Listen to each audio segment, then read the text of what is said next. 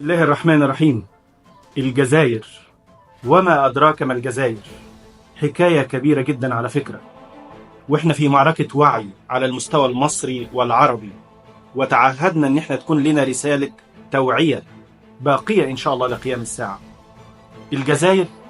الجزائر تاريخ وإمكانات جبارة، وإلا لما التفتت إليها الأنظار، ولما تداعى عليها المسؤولين من كل صوب وحد.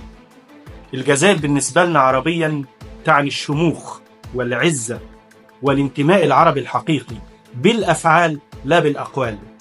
الجزائر تعني هواري ومدين، اللي لما حصلت نكسة 67 اتصل بالرئيس جمال عبد الناصر وأرسل آلاف الجنود والعتاد والكتائب والأسلحة للحرب على الجبهة، وكانت توصيته للجنود الجزائريين قبل مغادرة الجزائر: إن جزءا من أمتنا تعرض لعدوان، فاذهبوا ودافعوا عنه، وليس أمامكم إلا النصر أو الشهادة. هواري بمدين لما تم الترتيب لحرب 73 اتصل بالرئيس أنور السادات وقال له: إحنا جاهزين بكل إمكانات الجزائر ماديا وشعبيا لدعم القضية العربية. فرد عليه الرئيس السادات وقال له إن الروس مش عايزين يساعدونا بالدبابات والأسلحة المتطورة. طار هواري بمدين وراح موسكو وقابل المسؤولين الروس وقال لهم إنه في التزامات متبادلة، إذا لم تدعموا القضية العربية فسنعود وسننشر أن روسيا تقف ضد الحقوق العربية المشروعة. وبالفعل اتفتح حساب جزائري وأرسلت مئات الدبابات والعتاد من روسيا لدعم الموقف العربي في القضية العربية في مواجهة الكيان الصهيوني. ده الموقف العربي الحقيقي. الشعب الجزائري شعب حر، سيبك من الكورة ومشعل الفتن ما بين أمتنا. هم بيدوروا على تمزيقنا بأي شكل من الأشكال واستغلال الجهل والغباء الذي أغرقونا فيه. لكن دي الجزائر مواقفها العربية عظيمة للغاية. الجزائر كدولة بيسموها بلد المليون شهيد، اللي تم احتلالها 1830 على يد الفرنسيين، وتم تحويلها إلى مستعمرة فرنسية ومحو هوية هذا البلد، وقتل على يد الفرنسيين المحتلين أكثر من 1,500,000 شهيد جزائري. عشان كده بيسموها بلد المليون شهيد. البلد دي بلد عظيمة جدا في إمكاناتها المادية. لما نيجي ندور على المساحة، 10 أكبر دولة في العالم من حيث المساحة. أكبر دولة عربية من حيث المساحة مش السعودية ولا السودان، أكبر دولة عربية هي الجزائر بحوالي 2.4 مليون كيلو متر مربع. السعودية 2.1 مليون، مصر 1.2 مليون، وهكذا. الجزائر بلد ممتدة وشاسعة، لديها الإمكانات والموارد الطبيعية الجبارة. سقوط الشمس وتعامد الشمس يؤهلها للطاقة الشمسية. أنا ما جيتلكش للموارد الحقيقية للجزائر. الجزائر واحدة من أكبر 20 دولة في العالم في احتياط النفط واحتياط الغاز. الجزائر هي ثالث أكبر مصدر للغاز لأوروبا، وهنا مربط الفرس.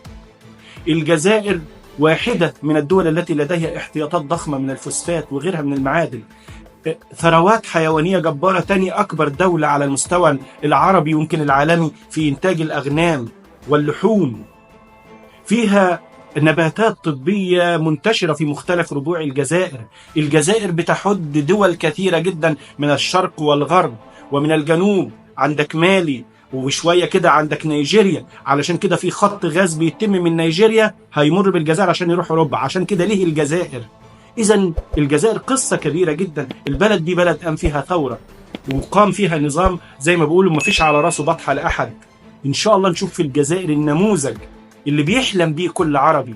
بلد بهذه الإمكانات، عدد سكانها حوالي 42 مليون نسمة، لكن الإمكانات جبارة. بتسقط عليها الأمطار بأكثر من 100 مليون متر مكعب من المياه سنويا، أو 100 مليار عفوا سنويا، لا يستغل إلا 8 مليار منه.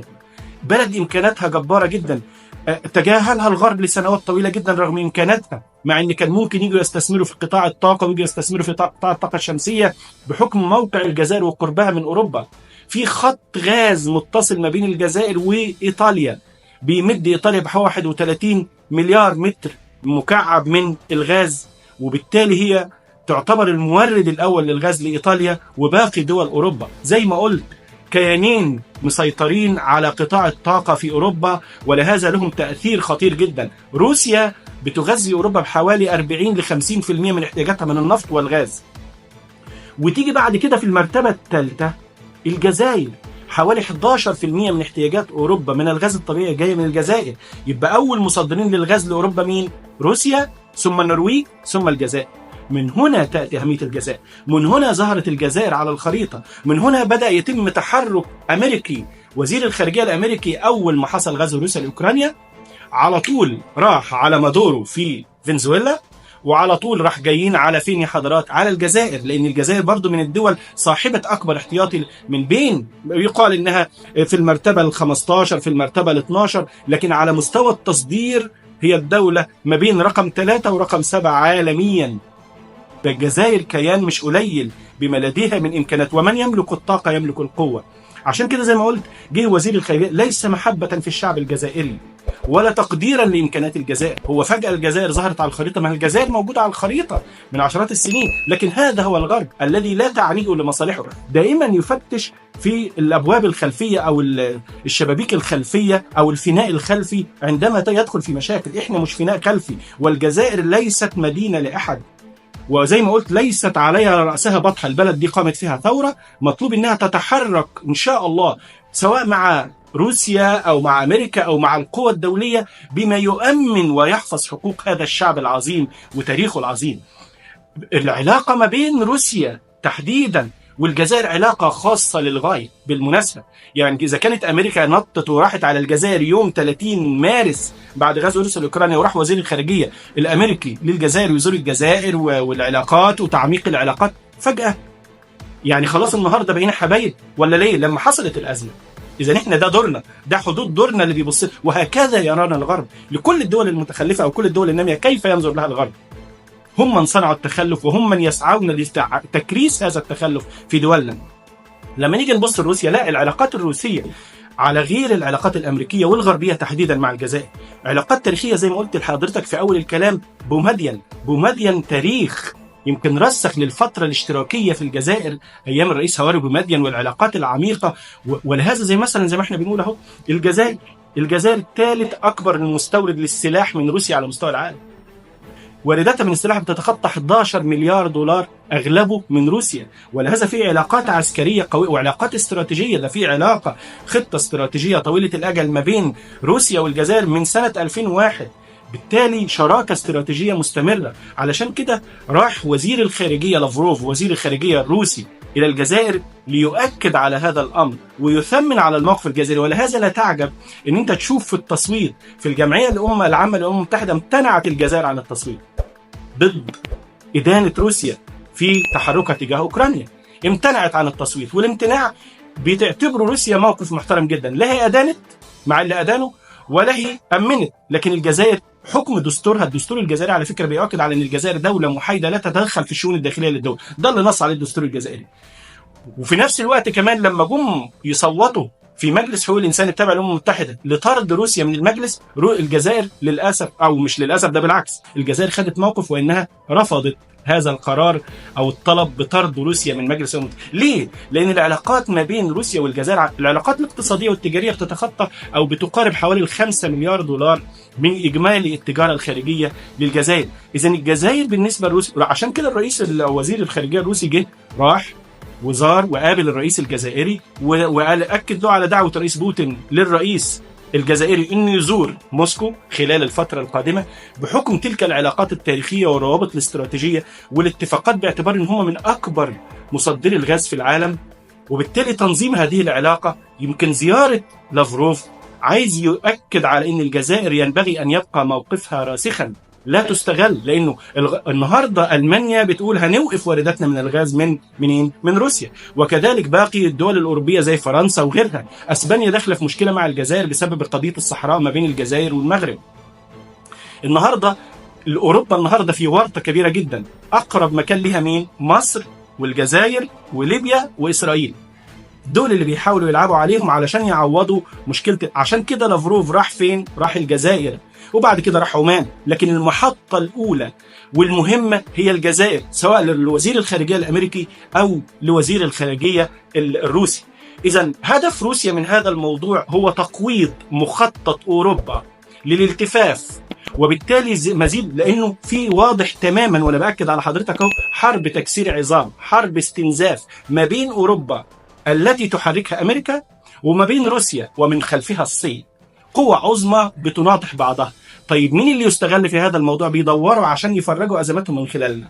أوروبا عايزة تحل مشكلتها بأنها تخرج من تحت عباءة روسيا، من تحت ضرس روسيا، بأنها تروح للدول العربية اللي هي في شمال أفريقيا الغنية بالنفط والغاز.